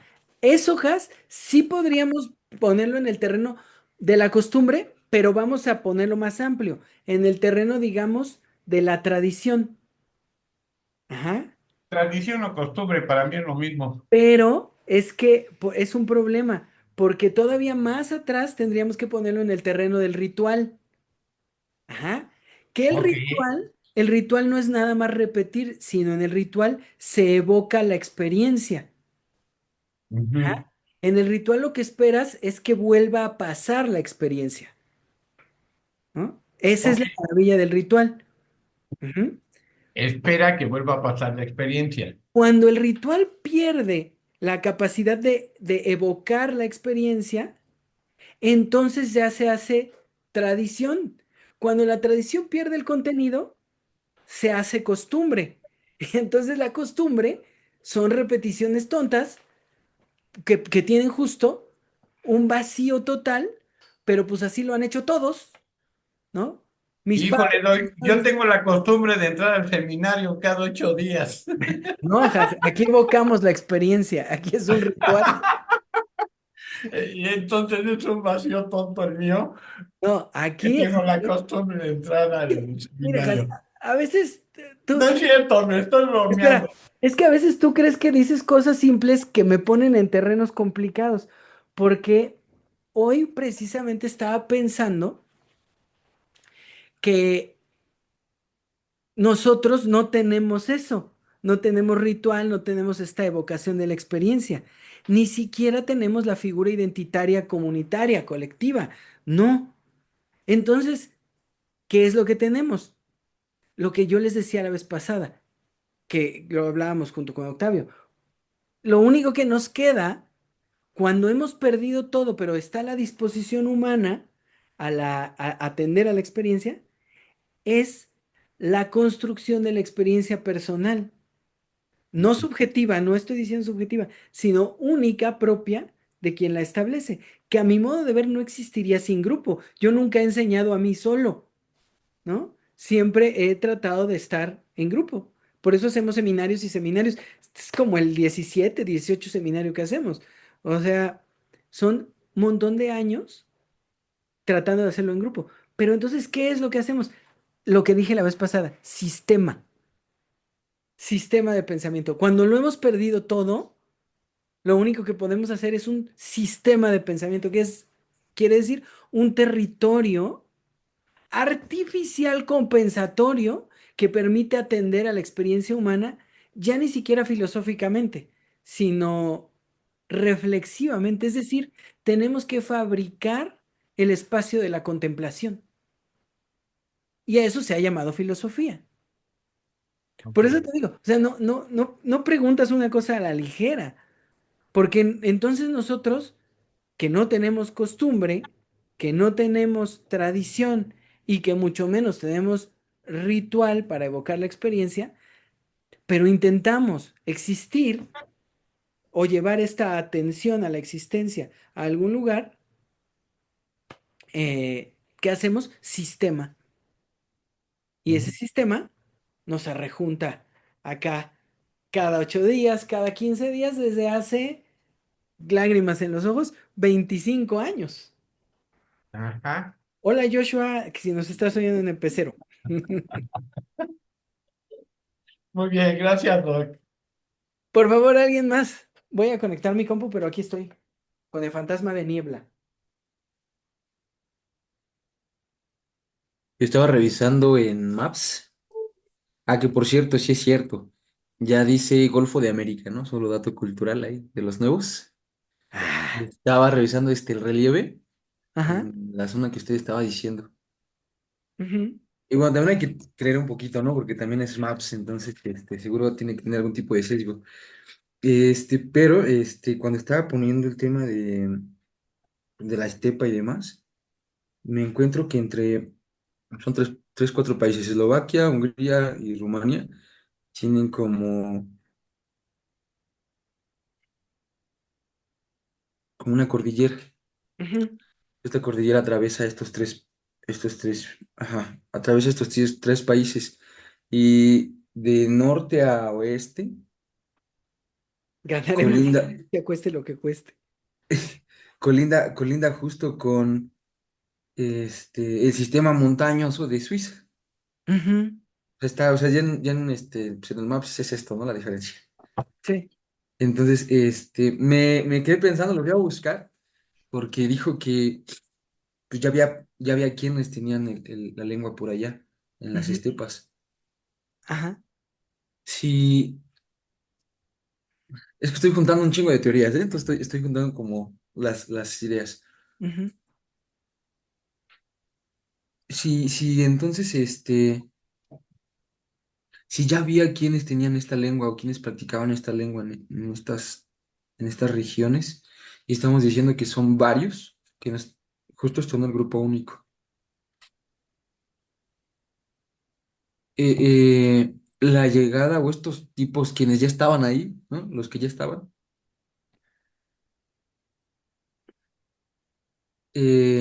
ay, como suelto la idea. Es que lo estoy pensando como rumores, me explico. Es como si todos nosotros saliéramos caminando hacia alguna parte X, ¿sí? Con la forma de hablar que tenemos. ¿no? Ajá, Y justo cada quien cuando empieza a agarrar camino va a ir modificando la lengua, ¿no? Para cuando lleguemos a nuestros asentamientos, así por miles de millones de años, la lengua va a tener ya un tipo de estructura. ajá, Ya podemos decir español, ya podemos decir italiano, alemán y demás, ¿no? ajá. Estos tipos de dónde están saliendo porque resulta que ya cayeron. Se resulta que son el descubrimiento de algo que ya estaba, ¿no? Ujú. O sea, ¿de dónde vienen ellos? Porque incluso el espacio geográfico, como usted dice, que justo es pequeño y demás, que tardaron, no sé, lo que haya sido y que lograron hacer el recorrido, de todas formas, el sistema geográfico no permite que exista la exploración. O sea, la idea es, este, y si ese recorrido fue más largo, Tendríamos que encontrar huellas. pero no son justo de las que estamos hablando, ¿no? Es que, Axel, lo que planteas es muy complicado porque me da la impresión, no sé si te acuerdas cuando en el periodo pasado Octavio decía, es que en las lenguas la parte indo no ha sido muy tomada en cuenta, ¿no? Y decía, es que me quiero enfocar en la parte indo, ¿no? De lo indoeuropeo. Sí. Bueno, da la impresión que se quisiera ocultar. Pero entonces lo que se puede ocultar a lo mejor es el mismo recorrido, porque no hay Sí, forma de que haya sido por la izquierda. Es que esta es mi lógica, ¿no? Su recorrido fue por la derecha. ajá, O sea, a huevo el recorrido que tuvieron que haber hecho tuvo que haber sido desde la derecha. O sea, y cruzar Azerbaiyán y todos estos países y demás para poder llegar, ¿no? sí, Esa es la parte indo. ajá. ¿Y qué pasó en ese rato? Es oscuro, pero no porque en sí mismo lo sea, sino porque está que, o sea, hay que ver, o sea, solo hay que pensarlo, solo hay que pensarlo. Antes del descubrimiento de América, Europa era una mierdita, pero una mierdita, no era nada, nada. Contrariamente, Medio Oriente, o lo que llamamos Medio Oriente, Oriente Próximo, ahorita te leo, Ángel. No, pero no mandes mensaje de voz. Bueno, ahorita pongo el mensaje de voz para que todos lo digamos. Eh, Medio Oriente, cuando revisamos lo que había, esos güeyes tenían tecnología, medicina, escritura, tenían un chingo de madres. Y además eran paso comercial, porque conectaban Asia, Oriente y Egipto. Y Sí. los pobres diablos de los europeos. Ujú. Cuando se descubre América, o sea, ¿qué nos han dicho? Que querían llegar sin pasar por toda la región a la India, ¿no? Si no me equivoco, los italianos hicieron un tour para llegar así. Pero los españoles tuvieron la apuesta de ir a descubrir algo. Porque sí querían descubrir, ¿eh? O sea, es que son un chingo de madres. Había cálculos del tamaño de la Tierra y de las proporciones de tierra y agua. Se había calculado la Tierra conocida y se calculaba que faltaba encontrar, creo que un sexto o dos sextos de tierra. O sea, en ese tiempo decían, entre los españoles y los italianos, se debatían este desmadre. Decían, si hay tierra, tierra que no conocemos. Y si hay tierra que no conocemos, seguro hay recursos, porque no podían competir con Oriente Próximo, con Medio Oriente, ¿no? Entonces, corrieron el rumor de que habían encontrado una ruta para las Indias como mapeada incluso, y ahí van los pinches italianos a hacer su vuelta, y mientras Colón fue a descubrir América. Hay un contrato, hay un contrato. El cuento ese del huevo que le enseñó a la reina es una mamada. Había muchas, como, ¿Cuál? ¿El izquierdo o el derecho? El derecho, pues no ves que por la derecha, y son españoles. Eh, el contrato dice, dice que de todas las tierras que descubriere, el 10% sería para él y para su familia por siempre. Ahora, ¿ustedes creen que Colón murió en el abandono y por ahí en una pinche isla nada más porque sí? Ni madres, se tenían que deshacer de él. Por eso no nos llamamos colonia. Había que desaparecer a Colón, porque había un acuerdo y Colón descubrió. Luego ya hubo los mapeos y todo lo demás, pero es importante entenderlo porque es el descubrimiento de las nuevas tierras lo que hace grande a Europa. Y a partir de entonces lo que quisieron hacer fue destruir Medio Oriente, al grado que después de la pinche guerra mundial, de la segunda, fueron a plantarles un país. O sea, no sé si me explico, ¿no? Fue como, vamos a pelearnos con ellos. Fueron a plantarles un país, luego a estar financiando ese pinche país durante, ¿cuántas décadas van? Fue en el 47, ¿no? ¿Qué fue? 5, 7. Sí, 47, ¿no? Que fueron a poner Israel allá.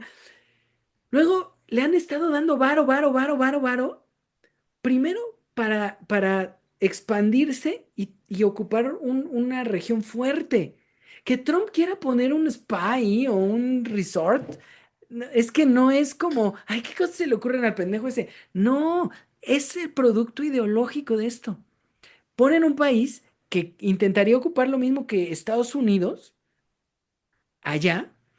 ¿Qué es lo que hizo Estados Unidos? O sea, han pasado muy poquitos años. Estados Unidos, ¿cuántos siglos les llevó ocupar todo el pinche territorio? Y luego conquistar América, es lo mismo.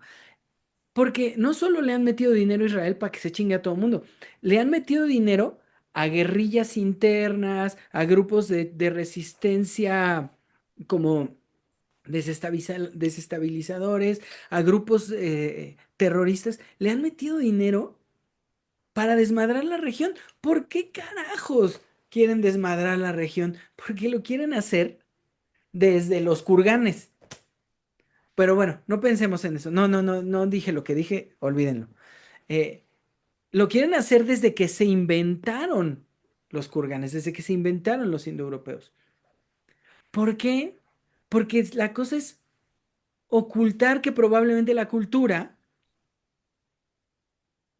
como potencia, con algo que nos falte descubrir, tal vez proviene de allá. O por lo menos la cultura europea o las diversas culturas europeas. Por eso cuando Octavio decía, tenemos que revisar la parte irania porque nadie la pela, digo la parte indo, porque nadie la pela, pues sí, pues es un pedazote. Pero además, cuando revisamos este artículo, volvemos a caer en cuenta de que el indo-iranio está revelado por todos lados, pero está escondido. Y sí, Axel, probablemente porque hay algunas cosas que se han encontrado genéticamente de indoiranios ya en el Oriente Lejano.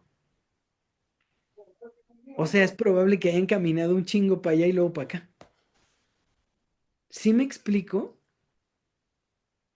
O sea, esa banda nos la tienen escondida. Y literalmente digo, nos la tienen escondida porque, pues es nosotros los que no conviene que sepamos nada. Nada. No sé, a mí me hace ruido. Yo, no sé, o sea, siglos después, ¿no? Eh, con este tema de los vikingos y demás, tengo entendido que Kiev es fundada por este tipo de personas, ¿no? Que entraron con el tema que se hicieron cristianos. O sea, pero fue muchos años después, ¿no? Muchos, muchos, muchos años después. Este, y usted se lo ha pasado diciendo que Ucrania justo como territorio, que pasa mucho ahí. O sea que hay muchas cosas ahí, ¿no? Ajá. Muchos supuestos, hay muchas cosas que están ahí planteadas. Este, pues no sé, insisto, ¿no? O sea, revisando el mapa, pues es de los poquitos países europeos que su relieve no, pues no es montañoso, no tienen cordilleras, no tiene nada. Imagínate la fertilidad de la tierra, imagínate los recursos alimenticios, Y justo es el paso a Rusia. ¿sí? Bueno, el grupo de los kurganes, vamos a ver, ocupan un terreno muy grande ahí arriba, muy grande. O sea, sí llegan un poco más arriba en Rusia. Están bordeados por mares y por justo por sistemas montañosos, pero ocupan un territorio enorme. Pero ¿qué tienen, Axel? Abundancia y una cosa loquísima, tienen caballos. No les he contado la hipótesis de... Les voy a contar, porque se me ocurrió andando en moto. El... Esos güeyes criaron caballos mucho tiempo, pero no los montaban. Los usaban para comer y para sacarles leche. Empezaron a montar los caballos muy tardíamente, muy, muy, muy tardíamente. Pero convivieron con los caballos muchísimo tiempo. ¿Qué peculiaridad tiene el caballo? El caballo es un animal de horda, es decir, jerarquiza. Hay un macho dominante y a ese lo jalan todas jalan atrás de él todos los demás. Que una cosa bellísima, que una vez hay una carrera de bicicletas, no sé qué país en Europa, y pasan por una casa donde hay un caballo y vienen todas las bicis y el caballo los ve y se emociona un chingo, corre, corre, corre y brinca. Él brinca la cerca y se va con las bicis y cuando ve que las bicis son más lentas que él, se pone adelante de las bicis a dirigir al contingente. Es una cosa espectacular cómo el caballo se lleva en las bicis. Bueno, el caballo sí tiene esa peculiaridad. Es un animal de horda y madreador. Se me había ocurrido en algún momento también, es que es larguísimo, esta tesis sería infinita, que tanto convivir con el pinche caballo, evidentemente, hablando de territorios existenciales, el caballo puede haber generado o sea, en el territorio que incluye al caballo, en su organización social, puede haber acontecido la jerarquización humana. Y probablemente por ahí podríamos perseguir también el origen de la guerra. Pero es un trabajo que, pues voy a hacer algún día más adelante, pero me da la impresión que por ahí también puede haber pasado. Porque justo el territorio tiene esas dos cosas, Axel. Tenían mucha comida y tenían la posibilidad de estar mucho con caballos. Es el caballo lo que les permite llegar hasta la vieja Europa y lo que eventualmente les va a permitir conquistar, porque pueden jalar carro el caballo y puede ser montado y pues sirve para madrear. O sea, es probable que la guerra no haya nacido entre humanos, sino en grupos culturales que implicaban humanos y caballos. Hay una teoría, esa me la dijeron apenas en el diplomado. Eh, la voy a buscar para compartirla bien, bien, bien. Este, que plantea que, bueno, lo que dicen es que las personas en tanto desarrollo como civilización y demás, que decían que de las grandes cosas que provocan el pensamiento humano justo es el fuego, ¿no? Que pues, gracias al fuego pues podemos comer más, el procesamiento de los nutrientes, y eso provoca que el cerebro se ha desarrollado como se desarrolló, ¿no? Y demás. Entonces, bajo esa premisa, ¿no? Del descubrimiento del fuego para poder ser civilizados y poder pensar y demás, este, la profesora dijo que que sí es muy probable que ese descubrimiento haya tenido el impacto como se ve, pero que la parte más importante tiene que ver con la forma de vincularse con el fuego. A mí me hizo ruido por el tema del ritual, ¿no? Entonces dice que la vinculación con el fuego provoca un desarrollo en el hombre, o en el ser humano, ¿no? De forma intelectual, apuntan a que es de forma intelectual Ujú. y está planteada en Europa. Pero a los europeos no les creemos nada. Mira, Axel, entre las cosas que trato de no hablar, siempre es del fuego, porque me cuesta trabajo pensar que el fuego no sea, la domesticación del fuego no sea absolutamente humana, ¿no? Y eso implicaría ya algo, ¿no? Porque digo, bueno, conducta adaptativa, eso ya es algo más poderoso. Y hace poco, ¿qué crees que me topé? Un video de unas pinches águilas, culeras, que buscan, no estoy seguro si buscan ya tronquitos o ramas que se están incendiando, o buscan donde hay fuego y las llevan, y luego vienen y las tiran en zonas donde hay como árboles y cosas secas para provocar esos culeros incendios y sacar presas y cazar en chinga. Entonces dije, verga, o sea, la dominación, la domesticación del fuego tampoco nos pertenece. Entonces, el fuego podría estar en el terreno de lo posible, digamos, ser parte de nuestro territorio instrumental, pero en sí mismo el fuego no sería nada.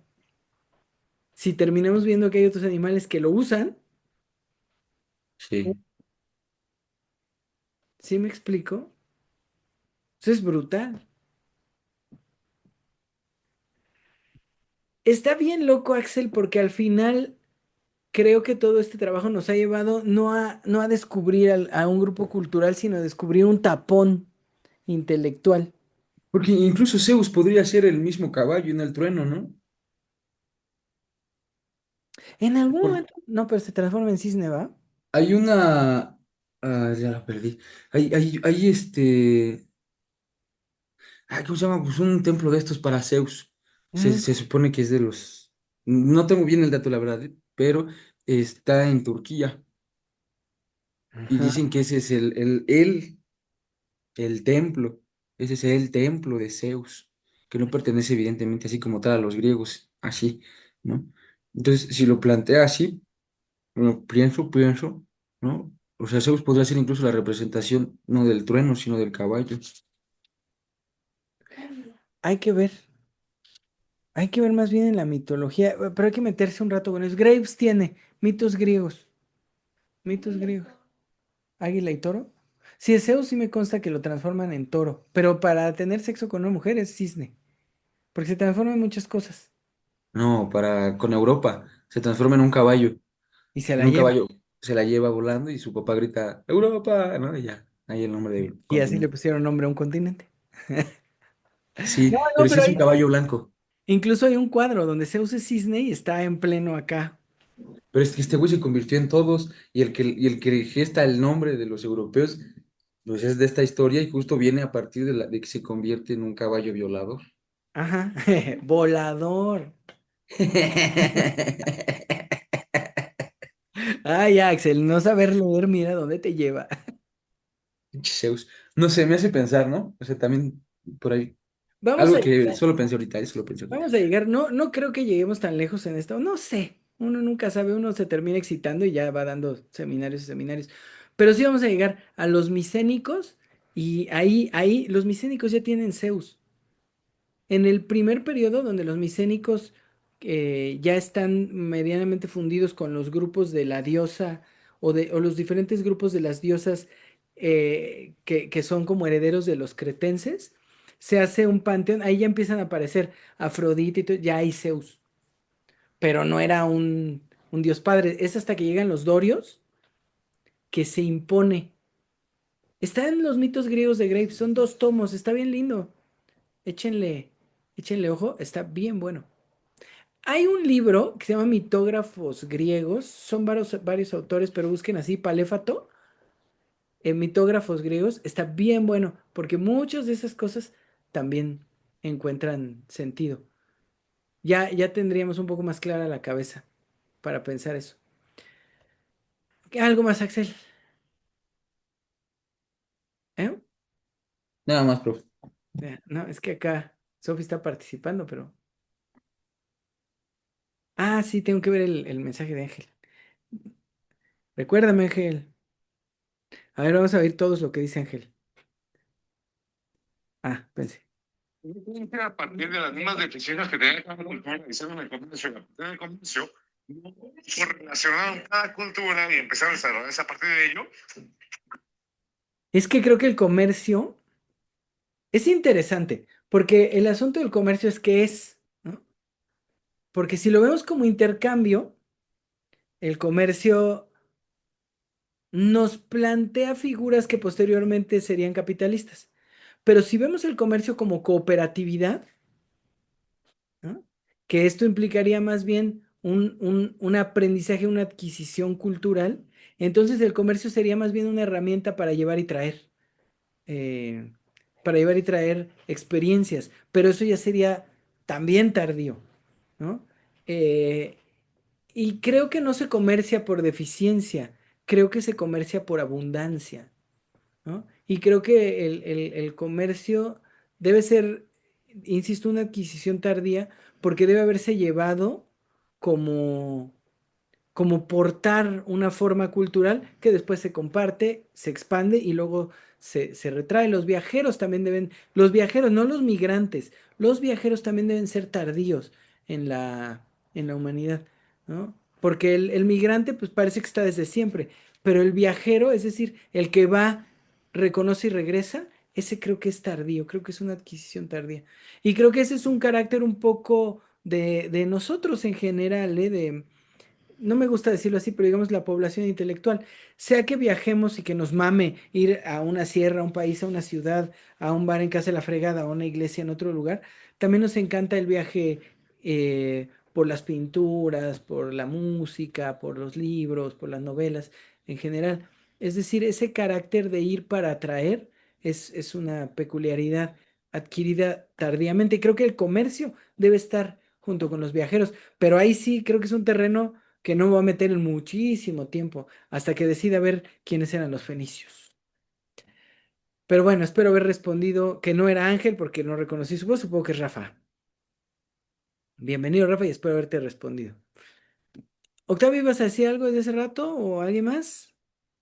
Sí, Adelante. eh, bueno, está muy cabrón esto que Axel plantea y sí, hay que pensarlo, ¿no? Y sobre todo en el asunto de las etimologías también, revelan un montón de cosas. Pero bueno, no era mi comentario. En realidad, la última parte que retomas sobre la guerra y el sistema de pensamiento, que ya lo has dicho otras ocasiones, Sí. me hace pensar en dos cosas, porque eh, a la guerra solo se le puede contestar, me parece, de esta forma y con más guerra, ¿no? O sea, creo que Sí. no hay otra salida, porque hay un libro, no sé si lo topan, se llama Condenados de la Tierra, de Franz Fanon. Ajá. Es un libro muy cabrón porque de verdad está escrito con odio, con el odio del colonizado, ¿no? Del oprimido, del esclavo, ¿no? Ujú. Y es una incitación a la guerra, ¿no? A matar a burgueses, ¿no? Sí. Lo, lo que pasa es que justo Fanon, junto con Beneducci, esos son los primeros que se niegan a la colonización de la manera más loca, ¿no? Son Uf, antipsiquiatras.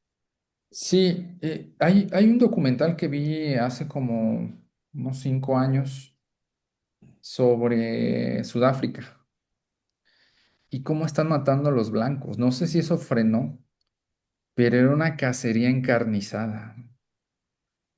Tenían sus granjas, su territorio bien bonito y los empezaron a cazar como puercos. Entonces, Órale.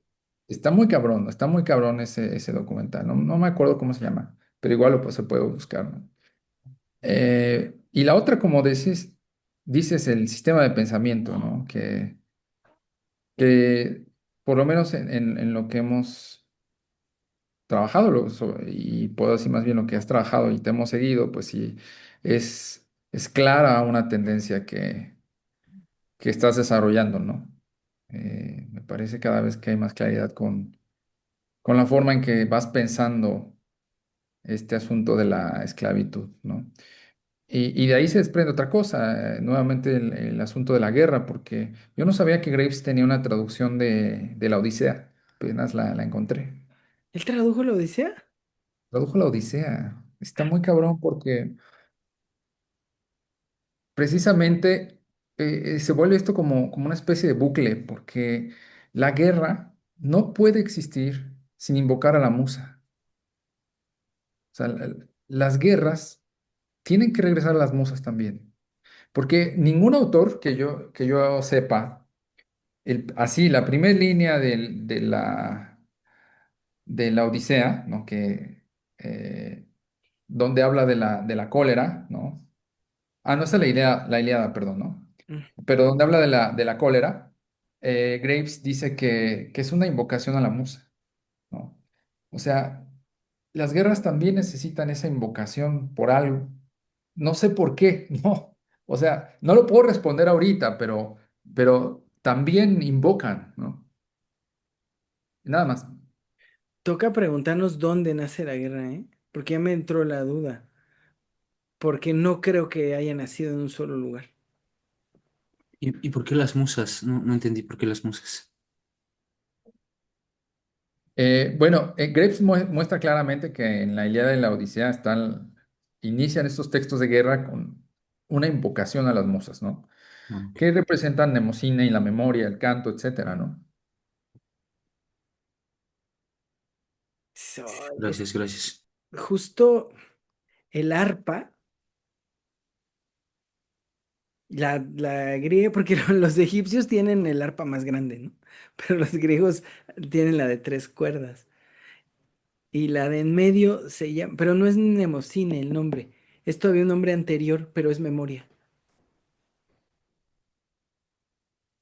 Ay, híjole. Voy a ir subiendo el seminario de Platón.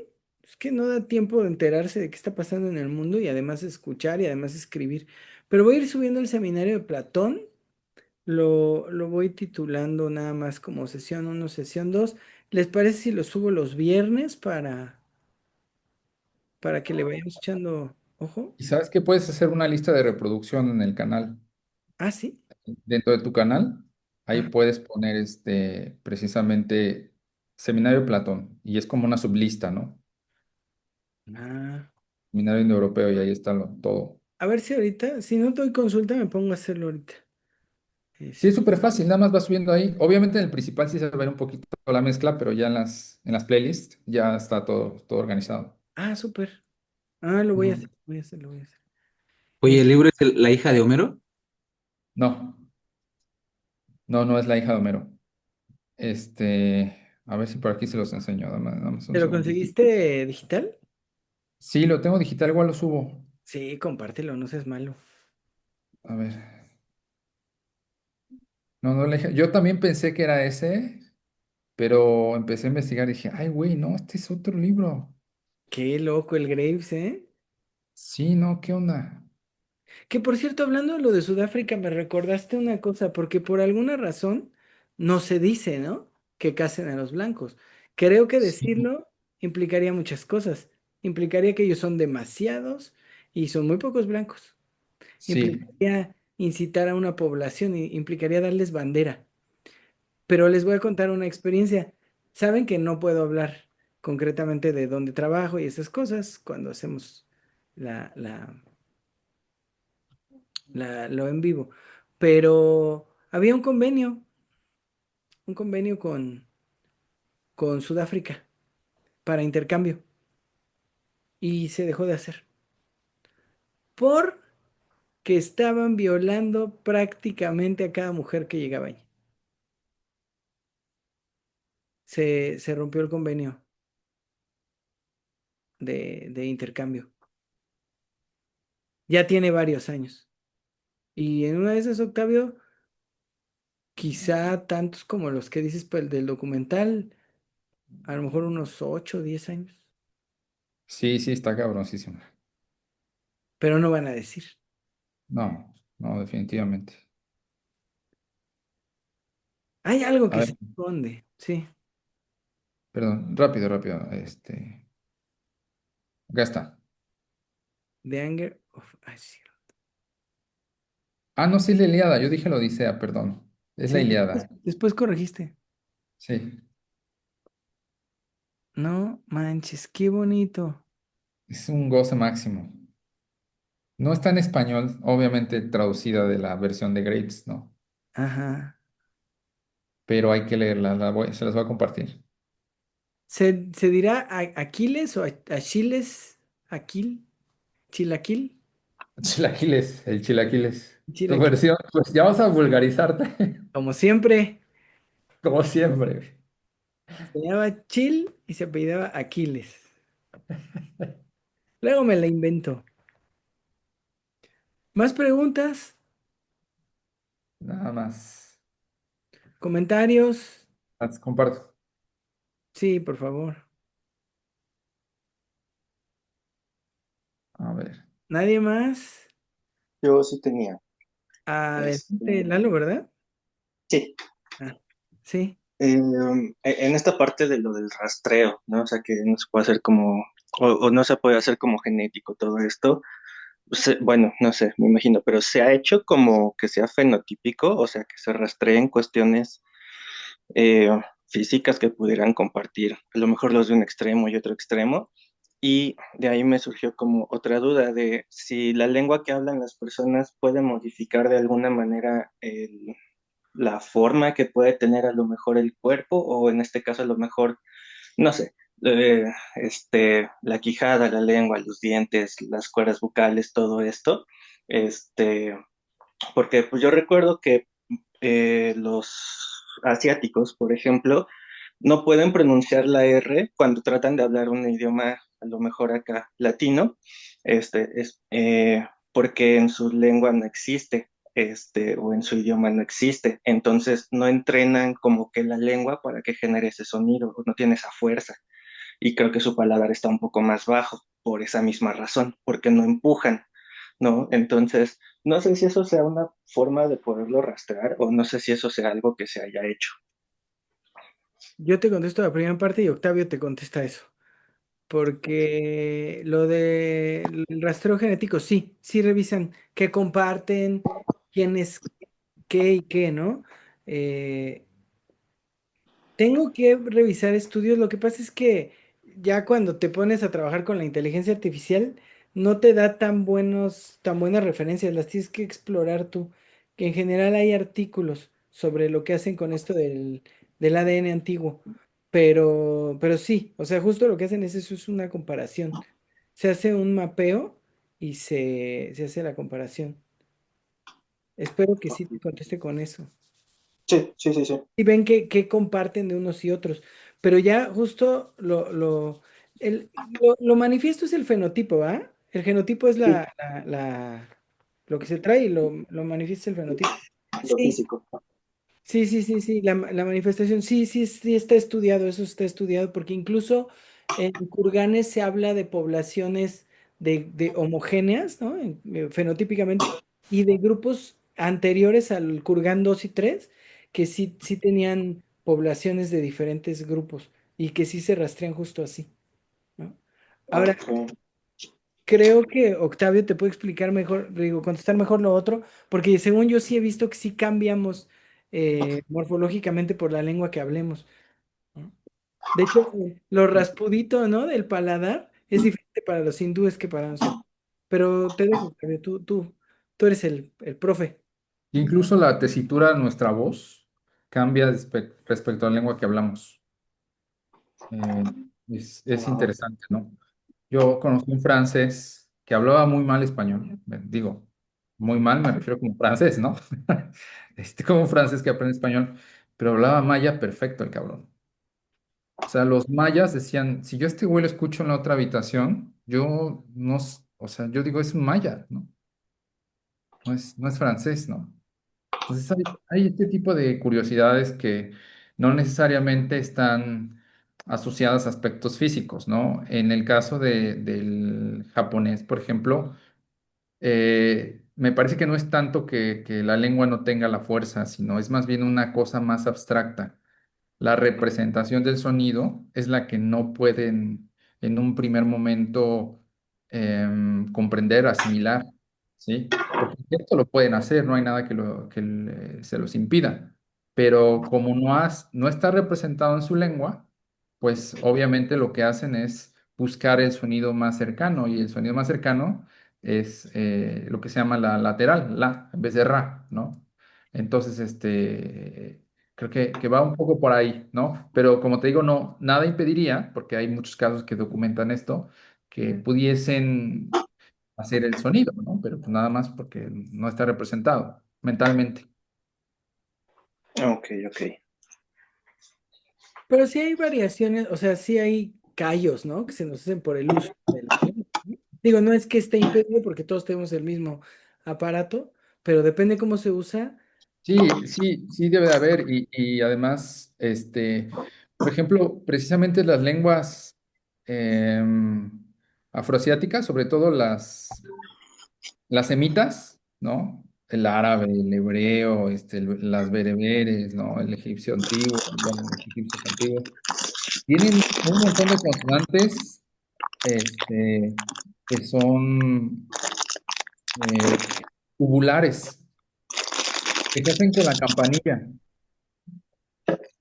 ¿no? Así, ja, ja, ja, oxen. Por ejemplo, en bereber, perro se dice oxen, ox, ox. La lengua tiene que tocar la campanilla.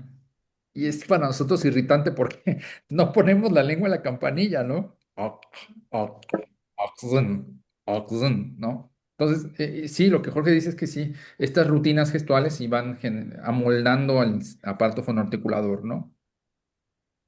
Ujú. Sí, sí se te respondió, Lalo.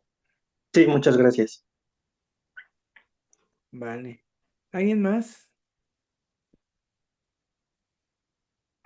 No sé si hay estudios de arqueología física, ahora que lo pienso.